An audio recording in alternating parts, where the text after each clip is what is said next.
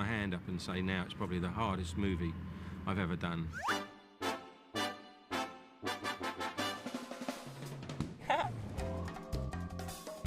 I work with the director and the producers to help design and develop and figure out all of the visual effects that are going to take place on the movie.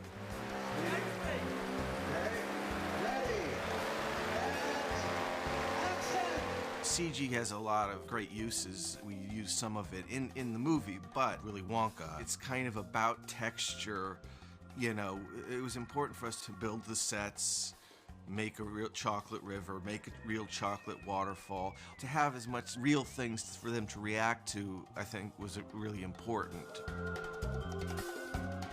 If you're in one of those green screen rooms for too long, you start to go kind of nuts after a while.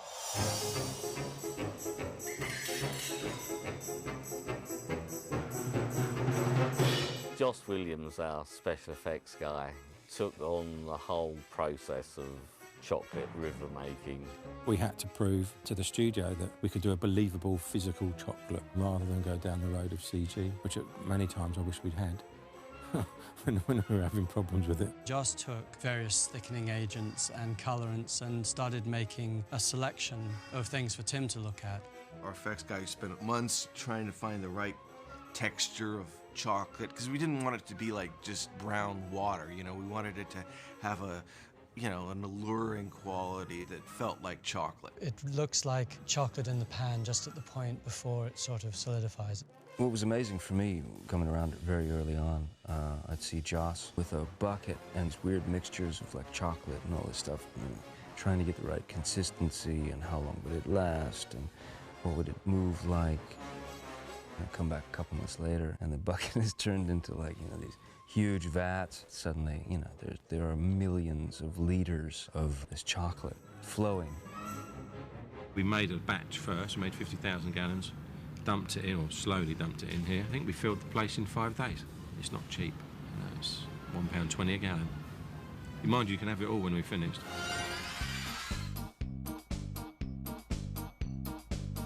There's a sequence where Augustus Gloop is eating the chocolate from the side and he falls in, and then the chocolate mixing machine comes down, starts sucking the chocolate up. We had to test the fat suit that the prosthetics had made to make sure it wasn't too buoyant, wasn't too heavy, didn't take in the chocolate and become an enormous weight around him. Once you're in, you'll be warm. It's okay. Yeah, it's good. Look. It's fine. When you do go in there and you get it in your ears, you can't hear anything. It's not like water going in your ears and then running out, but you can't hear anything. So it's a little bit disorientating. If you can't shoot it for real, then we've resorted to creating CG. One of the main challenges was the White Tunnel ride, for example, where the characters go down this tunnel that's full of a chocolate river. In the chocolate room, the set, there was a real chocolate river. But this whole world of the White Tunnel Rapids ride is completely CG. So that was a huge effort to make this chocolate flow through this river. It's called the White Tunnel Ride, and it is a ride on a boat. The chocolate river is entirely CG throughout. The environment is CG. And there are a good, I think, 15 entirely digital shots with all of the actors on the boat.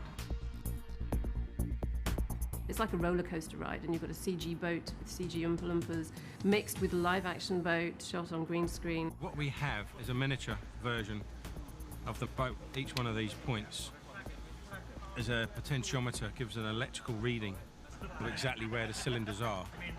So whatever I do with the model, the boat will copy. The Violet Blueberry sequence was an interesting one for us. It actually came very late in the show for us. It was originally going to be achieved practically on set. I blow up into a huge blueberry. Something's pushing on me. That's very weird. Show your rear end. It's really fun to blow up. It's just get a blue face. This is early experiments with Violet's midsection that blows up. Then this is her initial shape for her in her first stage. So that's sort of illustrated here on this maquette here. This is her actual scale size, and she's starting to inflate up from there.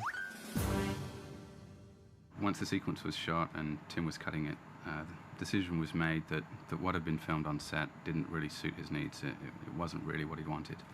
And so he turned to visual effects to come up with some ideas.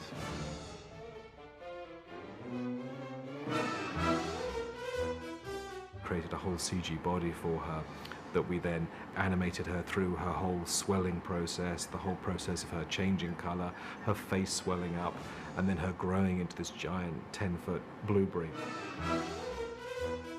Technically extremely challenging work, you know, a digital character, full screen, intercutting with live action of the same girl and then cutting directly to CG.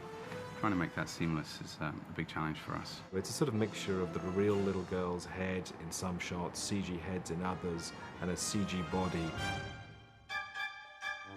From my perspective, what's interesting about the work is the diversity of it all. It's that there are many different sequences, all with very different challenges. It's the ultimate praise for the visual effects house when people don't know that they are visual effects, and so they'll be very happy with that. At the end of the day, all we want is for Tim to be happy. We want to give him the shots he wants in the most trouble-free, quick, painless way possible.